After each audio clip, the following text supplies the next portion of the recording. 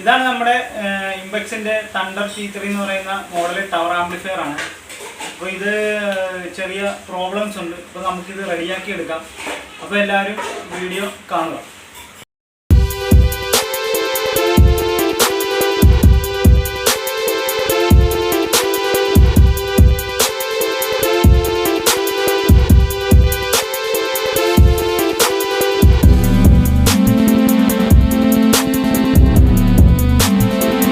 നമ്മുടെ tower ആംപ്ലിഫയറിൻ്റെ back സൈഡാണിത്. അപ്പോൾ ഇതിലാണ് നമുക്ക് ബോർഡ് ഇൻസ്റ്റാൾ ചെയ്യേണ്ടത്. അപ്പോൾ ഇതാണ് അതിൻ്റെ ബാക്ക് സൈഡ്. ഇത് തണ്ടർ T3 എന്ന് പറയുന്ന ഇംപെക്സിൻ്റെ ടവർ ആംപ്ലിഫയർ ആണ്. അപ്പോൾ ഇതിൽ നമ്മൾ ഇങ്ങനെ ബോർഡ് സെറ്റ് ചെയ്യുന്നതിൻ്റെ കാരണം എന്ന് പറയുന്നത് ഇവിടെ ഈ കാണുന്ന 19415198 എന്നൊക്കെ പറയുന്ന ഒരു ട്രാൻസിസ്റ്റർ നമുക്കുണ്ടായിരുന്നു ഇതിനകത്ത്. അപ്പോൾ ആ ട്രാൻസിസ്റ്റർ ഡാമേജ് ആയതുകൊണ്ടാണ്, ഷോർട്ടായി. അതുപോലെ തന്നെ ഇവിടെ ഒരുപാട് സ്പെയറുകൾ നമുക്ക് ഡാമേജ് വന്നിരുന്നു. അപ്പോൾ ആ ഒരു കാരണം കൊണ്ടാണ് നമുക്കിപ്പോൾ ഇവിടെ ബോർഡ് വെക്കുന്നത്. ഇവിടെ ചെറിയൊരു SMD IC, അതുപോലെ തന്നെ കുറച്ച് ചെറിയ നമുക്ക് കണ്ണിന് കാണാൻ കഴിയാത്ത ചെറിയ SMD റെസിസ്റ്റൻസുകളൊക്കെ ഇവിടെ ഉണ്ട്. അപ്പോൾ അതെല്ലാം ബേണായി പോയി. അപ്പോൾ നമുക്കിത് ചെയ്ത് എടുക്കുക എന്നുള്ളത് ഒരുപാട് സമയം വരുന്നൊരു കാര്യമാണ്. അതുപോലെ തന്നെ നമുക്ക് ഒരു എളുപ്പത്തിൽ നമുക്ക് സമയം നഷ്ടപ്പെടുത്താതെ തന്നെ നമുക്ക് കുറച്ചും കൂടി സിമ്പിളായി നമുക്ക് ചെയ്തെടുക്കാൻ കഴിയുന്നതാണ്. ഈ ഒരു ബോർഡ് കൊണ്ട് നമുക്കിത് പ്രശ്നം പരിഹരിക്കാം. അപ്പോൾ നമുക്ക് ഈ ബോർഡ് ഓൾറെഡി നിലനിർത്തിക്കൊണ്ട് തന്നെയാണ് നമ്മളിത് സെറ്റ് ചെയ്യുന്നത്. കാര്യം ഇതിൻ്റെ റെക്ടിഫയറുകളോ ഫിൽട്ടർ കപ്പാസിറ്ററുകളോ ഒന്നും ഈ ബോർഡിലില്ല. ഇതിൻ്റെ പവർ സപ്ലൈ നമുക്ക് ഇവിടുന്ന് ലഭിക്കുകയുള്ളൂ. അത് നമ്മൾ ആദ്യം തന്നെ ഇവിടെ ഈ ബോർഡിൽ ഇവിടെ നമുക്ക് നോക്കിയാൽ കാണാൻ സാധിക്കും. ഇതിൻ്റെ റെക്ടിഫയറുകളാണ് ഈ കാണുന്നത്. റെക്ടിഫയറും അതുപോലെ തന്നെ കപ്പാസിറ്ററും എല്ലാം ഉണ്ട്. അപ്പോൾ ഈ ബോർഡിൻ്റെ വോൾട്ടേജുകളും എല്ലാം നമ്മൾ ഡീറ്റെയിൽസ് അറിഞ്ഞതിന് ശേഷം വേണം നമുക്കിത് ഈ ബോർഡ് നമുക്ക് ഇവിടെ സെറ്റ് ചെയ്യേണ്ടത്. മോസ്ഫെറ്റ് ആംപ്ലിഫയർ ആണ് ഈ കാണുന്നതാണ് ആംപ്ലിഫയറിൻ്റെ ബോർഡ്. ഇത് IRFP 240 IRFP 9240 എന്ന് പറയുന്ന ഒരു 2 മോസ്ഫെറ്റുകൾ വെച്ച് ചെയ്ത സർക്യൂട്ടാണ്. അപ്പോൾ ഇത് നമുക്ക് മോണോ രീതിയിലും ഉപയോഗിക്കാം, സ്റ്റീരിയോ രീതിയിലും ഉപയോഗിക്കാം. ഇതിപ്പോൾ ഓൾറെഡി സ്റ്റീരിയോ ആണ്. അപ്പോൾ ഒരു ചാനലിൽ 2 മോസ്ഫെറ്റും ഇപ്പുറത്തെ ചാനലും അതുപോലെ തന്നെ 2 മോസ്ഫെറ്റും ഉപയോഗിച്ചാണ് ഇതിൻ്റെ 2 ചാനലും വർക്ക് ചെയ്യിക്കുന്നത്. അപ്പോൾ ഇത് മോണോ ആക്കാനായിട്ടൊരു ഒരു പരിപാടിയുണ്ട്. അതിൽ ഒരു ചാനലിലെ റൈറ്റ് ചാനലിലെ ഇൻപുട്ട് ഇത് ഈ ഭാഗത്തായിട്ടാണ് വരുന്നത്. ഈ ഇൻപുട്ട് നമ്മൾ ഗ്രൗണ്ടുമായി ഒന്ന് ഷോർട്ട് ചെയ്ത് കൊടുക്കുക. ഒന്ന് ഗ്രൗണ്ട് ചെയ്ത് കഴിഞ്ഞാൽ അതുപോലെ തന്നെ ഇവിടുന്ന് സ്പീക്കറിൽ നിന്നൊരു വയർ നമ്മൾ കണക്ട് ചെയ്ത് ഇതിൻ്റെ ഫീഡ്ബാക്ക് വരുന്ന ഈ ട്രാൻസിസ്റ്ററിൻ്റെ പിന്നിലേക്ക് നമ്മൾ ജമ്പ് ചെയ്ത് കൊടുക്കുക. ഈ കാണുന്ന ട്രാൻസിസ്റ്ററിൻ്റെ ഇതിലേക്ക് ഒരു 10-15 ട്രാൻസിസ്റ്റർ അവിടെ വരുന്നുണ്ട്. അതിൻ്റെ പേരിലേക്ക് നമ്മൾ ജമ്പ് ചെയ്ത് കൊടുക്കുക. ഇല്ലെങ്കിൽ ഈ പിന്നിൽ കണക്ട് ചെയ്താലും മതിയാവും. ഇവിടുന്ന് തന്നെ ജമ്പ് ചെയ്താണ് ഈ ട്രാൻസിസ്റ്ററിൻ്റെ പിന്നിലേക്ക് വരുന്നത്. ഇങ്ങനെ കൊടുത്തതിന് ശേഷം ഇവിടെ നേരത്തെ പറഞ്ഞതുപോലെ തന്നെ റൈറ്റ് ചാനലിലെ ഇൻപുട്ട് ഒന്ന് ഗ്രൗണ്ട് ചെയ്യുക. ഏതെങ്കിലും ചാനലിൻ്റെ ഇൻപുട്ട് ഇപ്പം നമ്മൾ ഇത് ഗ്രൗണ്ട് ചെയ്തതിന് ശേഷം അപ്പുറത്തുള്ള ചാനലിൻ്റെ ഫീഡ്ബാക്കിലേക്ക് നമ്മൾ സ്പീക്കറിൽ നിന്ന് ആ 10-15 ട്രാൻസിസ്റ്ററിൻ്റെ പിന്നിലേക്ക് കൊടുക്കുമ്പോഴത്തേക്ക് നമുക്കിത് ബ്രിഡ്ജാവും. അപ്പോൾ നമുക്കിതിൻ്റെ ഇരട്ടി വാട്ട്സ് നമുക്ക് ലഭിക്കുന്നതാണ്. അതിന് നമുക്കിപ്പോൾ ഒരു 12 ഇഞ്ച് സബ്ബൊക്കെ നല്ല രീതിയിൽ ഇതിൽ വർക്ക് ചെയ്യിച്ച് നമുക്കെടുക്കാൻ സാധിക്കുന്നതാണ്. അതുപോലെ തന്നെ 200 വോൾട്ടാണ് ഈ ട്രാൻസിസ്റ്ററിൻ്റെ മാക്സിമം വോൾട്ടേജ് പറയുന്നത്. അതുപോലെ തന്നെ ഒരു ചാനൽ 100ഉം അതുപോലെ ഇപ്പുറത്തെ ചാനൽ 100ഉമാണ് വാട്ട്സ് ലഭിക്കുന്നത്. അപ്പോൾ ടോട്ടൽ ഒരു 200 വാട്ട്സ് നമുക്കിത് ബ്രിഡ്ജ് ചെയ്ത് മോണോ ആയിട്ട് ഉപയോഗിക്കുമ്പോൾ 200 വാട്ട്സ് നമുക്ക് 8 ohms സ്പീക്കർ ലഭിക്കുന്നതാണ്. ഒരു 4 ohms സ്പീക്കർ ആണെന്നുണ്ടെങ്കിൽ നമുക്കൊരു 320 വാട്ട്സ് നമുക്കവിടെ കിട്ടുന്നതാണ്. അതുപോലെ തന്നെ ഇതിൽ നമുക്ക് 24 തൊട്ട് ഒരു 30 വോൾട്ട് മാക്സിമം ഒക്കെ നമുക്ക് അധികം ഇതിനകത്ത് ഉപയോഗിക്കാം. 24 വോൾട്ട് 5 ആംപിയർ 3 to 5 ആംപിയർ നമുക്കിത് കുഴപ്പമില്ലാത്ത രീതിയിൽ നമുക്കിത് ഉപയോഗിക്കാൻ സാധിക്കുന്നതാണ്. പിന്നെ നമ്മൾ ഈ കൊടുക്കുന്ന വോൾട്ടേജിൻ്റെ ആംപിയറിൻ്റെയും അടിസ്ഥാനത്തിലായിരിക്കും നമുക്കിതിൻ്റെ വാട്ട്സ് ഇതിൻ്റെ ഔട്ട്പുട്ട് നമുക്ക് ലഭിക്കുന്നത്. അപ്പോൾ നമുക്ക് ചെയ്യേണ്ട കാര്യം എന്ന് പറഞ്ഞാൽ ഇപ്പോൾ നമുക്ക് ഒരു ഐബലിൻ്റെ ഒരു ടവർ ആംപ്ലിഫയർ ഉണ്ട്. അതിൽ ചെറിയ ചെറിയ SMD റെസിസ്റ്റൻസുകളൊക്കെ ആ ബോർഡിൽ ബേണായി പോയിട്ടുണ്ടായിരുന്നു. അപ്പോൾ നമുക്കത് തീരെ അത് ഷോർട്ടായി കത്തിപ്പോയത് കൊണ്ട് നമുക്ക് റിപ്പയറബിൾ അല്ലാത്തത് കൊണ്ട് നമുക്ക് ഈ ബോർഡൊന്ന് അതിൽ കയറ്റി നമ്മളൊന്ന് നോക്കുകയാണ്. അപ്പോൾ നമുക്ക് ആ വീഡിയോയിലേക്ക് പോവാം. നമുക്ക് ആദ്യം ഇതിൻ്റെ ട്രാൻസ്ഫോർമറിൽ നിന്ന് വരുന്ന വോൾട്ടേജുകൾ പരിചയപ്പെടാം. അപ്പോൾ ഈ കാണുന്ന ബ്ലൂ വയർ ഇതാണ് ഇതിൻ്റെ ആംപ്ലിഫയർ ബോർഡിലേക്ക് കൊടുക്കേണ്ട സപ്ലൈ. 24 വോൾട്ടാണ് നമുക്ക് ഇതിലെ ബോർഡിലേക്ക് ആംപ്ലിഫയറിന് വേണ്ടിയിട്ടുള്ള സപ്ലൈ. ഡ്യുവൽ സപ്ലൈ ആണ്. അതുപോലെ തന്നെ ഇവിടെ ഒരു 5 വയറുകൾ നിങ്ങൾക്ക് അല്ലാതെ കാണാൻ സാധിക്കും. ഇതിൽ നീല 12, ഗ്രീൻ 0, പിന്നെയും ഒരു നീല വരുന്നുണ്ട്, അത് 12 ആണ്. 12 ആണ്. പിന്നെ 2 മഞ്ഞ കാണാൻ സാധിക്കും.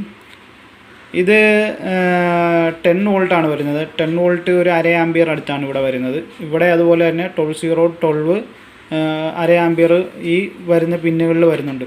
ഇത് എന്തിനാണ് കൊടുക്കുന്നതെന്ന് ചോദിച്ചാൽ ഇത് നമുക്ക് ഫ്രണ്ട് പാനലിലുള്ള സിസ്റ്റംസൊക്കെ വർക്ക് ചെയ്യാൻ വേണ്ടിയിട്ടാണ്. ഇപ്പോൾ നമുക്കിവിടെ നോക്കിയാൽ കാണാൻ സാധിക്കും ഈ ആംപ്ലിഫയറിൻ്റെ ഫ്രണ്ടിലായിട്ട് USB പാനലുകൾ കാണാൻ സാധിക്കും. അപ്പോൾ ഇവിടേക്ക് 5 വോൾട്ട് സപ്ലൈ ഇത് വർക്ക് ചെയ്യാൻ ആവശ്യമാണ്. അതുപോലെ തന്നെ ഇതിൻ്റെ കൺട്രോൾ പാനൽ ഇവിടെ മൈക്ക് ബോർഡൊക്കെ ഇതിലാണ് വരുന്നത്. അപ്പോൾ 9 വോൾട്ട് ഒരു ഡ്യുവൽ സപ്ലൈ ഇവിടെയും ആവശ്യമുണ്ട്. DC 9 വോൾട്ട് ഡ്യുവൽ സപ്ലൈ ഇവിടെ ആവശ്യമാണ്. അപ്പോൾ അതുപോലെ തന്നെ ഇവിടെ 5 വോൾട്ട് ആവശ്യമാണ്. അപ്പോൾ ഇതിന് വേണ്ടിയിട്ട് സെപ്പറേറ്റ് ട്രാൻസ്ഫോർമറിൽ ടാപ്പുണ്ട്. അപ്പോൾ അതിനുവേണ്ടി പ്രത്യേകം ഈ കാണുന്ന 5 വയറുകളും ഈ ബോർഡ് ഫ്രണ്ട് പാനലിൽ ബന്ധപ്പെട്ട് ഉള്ള കാര്യങ്ങൾ വർക്ക് ചെയ്യാൻ വേണ്ടിയിട്ടാണ് ഈ സപ്ലൈ പോകുന്നത്. അതുപോലെ തന്നെ ഇത് ആംപ്ലിഫയർ, ട്രാൻസിസ്റ്റർ, അതുപോലെ മോസ്ഫെറ്റൊക്കെ വർക്ക് ചെയ്യാൻ വേണ്ടിയിട്ടുള്ള പ്രത്യേകമായിട്ടുള്ളൊരു ഡ്യുവൽ സപ്ലൈ ആണിത്. അപ്പോൾ ഇത് ഒരു 3 ആംപിയർ ഇവിടെ വരുന്നുണ്ട്. ഇതിൻ്റെ ഔട്ട്പുട്ട് 24 വോൾട്ട് 3 ആംപിയർ ആണ് ഇവിടെ വരുന്നത്. അപ്പോൾ നമുക്ക് ആ ബോർഡിലേക്ക് കണക്ട് ചെയ്യേണ്ടത് 24 വോൾട്ട് 3 ആംപിയർ സപ്ലൈ ആണ് നമുക്ക് കൊടുക്കേണ്ടത്. ഇനി നമുക്ക് ഇതിൻ്റെ ഇവിടെ നോക്കിയാൽ കാണാൻ സാധിക്കും ഫ്രണ്ട് പാനലിലേക്ക് പോകേണ്ട പിന്നുകളാണ് ഈ കൊടുത്തിരിക്കുന്നത്. സോക്കറ്റാണിത്. ഇവിടുന്ന് കണക്ട് ചെയ്താണ് പോകുന്നത്. അതുപോലെ തന്നെ 5 വോൾട്ട് റെഗുലേറ്റർ IC. അപ്പോൾ നമുക്ക് ഈ ട്രാൻസ്ഫോർമറിൻ്റെ ഇവിടെ നിന്ന് ഈ വരുന്ന ആംപ്ലിഫയറിലേക്ക് പോകേണ്ട കണക്ഷൻ ഇവിടെ കൊടുക്കുന്നു. അതുപോലെ തന്നെ ഇതിൻ്റെ മറ്റ് സിസ്റ്റംസൊക്കെ വർക്ക് ചെയ്യാൻ വേണ്ടിയിട്ടുള്ള ഡ്യുവൽ സപ്ലൈ, അതുപോലെ 10 വോൾട്ട് 12 വോൾട്ട് സപ്ലൈ ഇവിടെയാണ് വരുന്നത്. ഇവിടെയൊക്കെ ഒരു 1/2 ആംപിയർ ആണ് വരുന്നത്. ഈ 5 പിന്നിലും 1/2 ആംപിയർ അടുത്തേ കറണ്ട് ഉണ്ടാവുള്ളൂ. ഇത് ഒരു 3 ആംപിയർ ആംപ്ലിഫയറിന് വേണ്ടിയിട്ടുള്ള ലൈനിൽ നമ്മൾ കൊടുക്കുന്നുണ്ട്. ശേഷം ഇത് ഇവിടുന്ന് റെക്ടിഫൈ ചെയ്ത്, ഇത് ആംപ്ലിഫയറിന് വേണ്ടിയിട്ടുള്ള റെക്ടിഫയറുകളാണ്. ഇത് റെക്ടിഫയർ ചെയ്ത് അതുപോലെ തന്നെ ഫിൽട്ടർ ചെയ്യും. ഇത് 24 വോൾട്ട് പ്ലസിനും ഇത് നെഗറ്റീവിനും വേണ്ടിയുള്ള ഫിൽട്ടറാണ്. 0 നമുക്ക് നടുക്കുന്ന തന്നെ ട്രാൻസ്ഫോർമറിൻ്റെ വരുന്നുണ്ട്. അങ്ങനെ ഇത് നമ്മളിവിടെ ഒരു 9 വോൾട്ട് റെഗുലേറ്റർ IC കൂടെ കാണാൻ സാധിക്കും. ഇത് പോസിറ്റീവ് റെഗുലേറ്റർ IC ആണ്. അതുപോലെ തന്നെ നെഗറ്റീവ് DC നെഗറ്റീവ് റെഗുലേറ്റ് ചെയ്യാൻ വേണ്ടിയിട്ടാണ് ഇവിടെ ഒരു ചെറിയൊരു SMD റെഗുലേറ്റർ IC ആണ് ഇവരിവിടെ കൊടുത്തിരിക്കുന്നത്, ഇംപെക്സിൻ്റെ. നമ്മളിങ്ങനെ ചെയ്യുന്നതെന്ന് പറഞ്ഞാൽ ഇത് പോയാൽ നമുക്ക് ഒറിജിനൽ ബോർഡ് നമുക്ക് മാർക്കറ്റിൽ വാങ്ങാൻ ലഭിക്കില്ല. ഇതേ സൈസ് തന്നെ നമുക്ക് കിട്ടില്ല. അപ്പോൾ നമ്മൾ ഇതുപോലെ വയർ സെപ്പറേറ്റ് ഒക്കെ നമ്മൾ വയർ ചെയ്തെടുത്തതിന് ശേഷം നമുക്ക് കൊടുക്കേണ്ടി വരും. അപ്പോൾ ഈ റെഗുലേറ്റർ IC ഇന്ന് നേരെ ഇവിടെ 9 വോൾട്ട് ഇവിടെ നെഗറ്റീവും അതുപോലെ തന്നെ ഇത് പോസിറ്റീവിന് വേണ്ടിയിട്ടുള്ള റെഗുലേറ്റ് ചെയ്യാൻ വേണ്ടിയുള്ള റെഗുലേറ്റർ IC ആണ്. അപ്പം positive DC voltage positive regulate ചെയ്യാനും നെഗറ്റീവ് DC നെഗറ്റീവ് റെഗുലേറ്റ് ചെയ്യാനും രണ്ട് സൈസ് റെഗുലേറ്റർ IC ആണ് ഉപയോഗിക്കുന്നത്. അങ്ങനെ നമ്മൾ ഇവിടെ നിന്ന് നേരെ നോക്കി നിങ്ങൾക്ക് കാണാൻ സാധിക്കും ഈ സോക്കറ്റിലേക്കാണ് ഇവിടെ ആ റെഗുലേറ്റർ ICയുടെ കണക്ഷൻ എല്ലാം വരുന്നത്.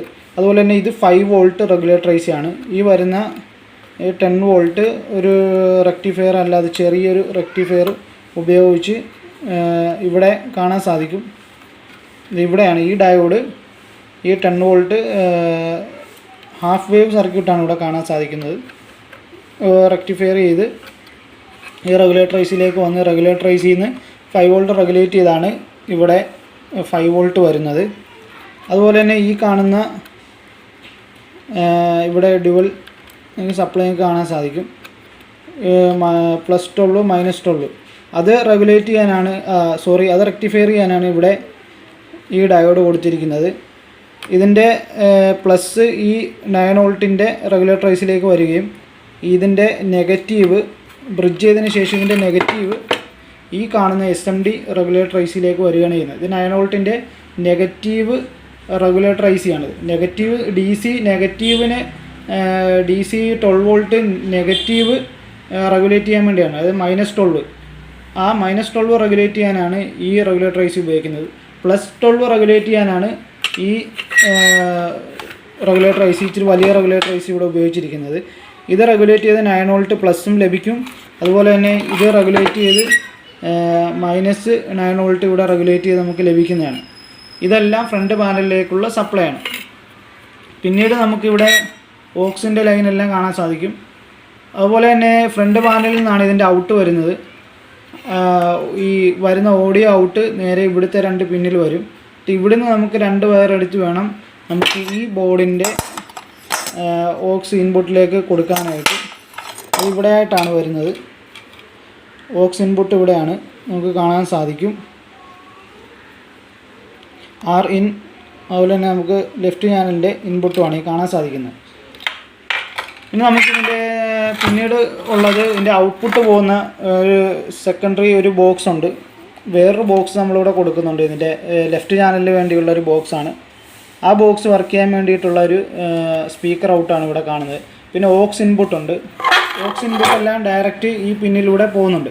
അപ്പോൾ നമുക്ക് ഈ ബോർഡ് തന്നെ നിലനിർത്തി നമ്മൾ അടുത്ത ബോർഡ് സെറ്റ് ചെയ്യുകയാണെങ്കിൽ നമുക്ക് പ്രത്യേകം ഡയോഡ് വാങ്ങേണ്ട ആവശ്യമില്ല, കപ്പാസിറ്റർ വേണ്ട ആവശ്യമില്ല, പ്രത്യേകം നമ്മൾ ബ്രിഡ്ജ് ചെയ്യേണ്ട കാര്യമില്ല. ഇതിൽ നിന്ന് തന്നെ നമുക്ക് സപ്ലൈ എടുക്കാം.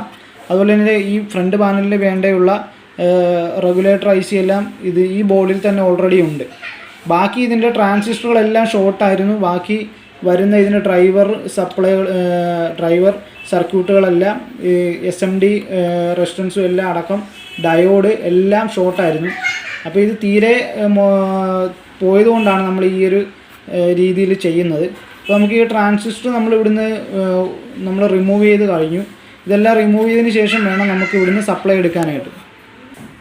ഇനി നമുക്കിതിൻ്റെ വയറിംഗ് എല്ലാം ചെയ്തതിന് ശേഷം നമുക്കൊന്ന് വർക്ക് ചെയ്ത് നോക്കാം. അപ്പോൾ ഫ്രണ്ട്സ്, നമ്മളിവിടെ ഇത് കൊടുത്തു കഴിഞ്ഞു. ഇത് പ്ലസ് ഇവിടുന്ന് സോൾഡർ ചെയ്തു. അതുപോലെ തന്നെ നെഗറ്റീവ് ഇവിടെ സോൾഡർ ചെയ്തു. ഗ്രൗണ്ട് ഇവിടെയും കൊടുത്തു. നേരെ വരുന്നതാണ് ഗ്രൗണ്ട്.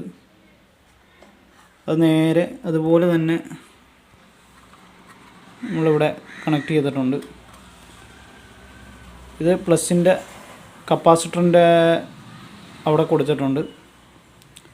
ഇത് +24 ഇതിൻ്റെ പോസിറ്റീവ് സൈഡാണ് ഇവിടെ കൊടുത്തിരിക്കുന്നത്. 0 ഇവിടെ കൊടുത്തിട്ടുണ്ട്. അതുപോലെ തന്നെ നെഗറ്റീവ് വോൾട്ടേജ് 24 അതും ഇവിടെ കറക്റ്റ് ചെയ്തിട്ടുണ്ട്. ഈ കപ്പാസിറ്ററുടെ അടിയിലായിട്ടാണ് നമ്മളങ്ങനെ കൊടുത്തത്. പിന്നീട് ഓഡിയോ ഇൻപുട്ട് നമ്മൾ പറഞ്ഞ പോലെ തന്നെ ഫ്രണ്ട് കൺട്രോൾ പാനലിൽ നിന്ന് വരുന്ന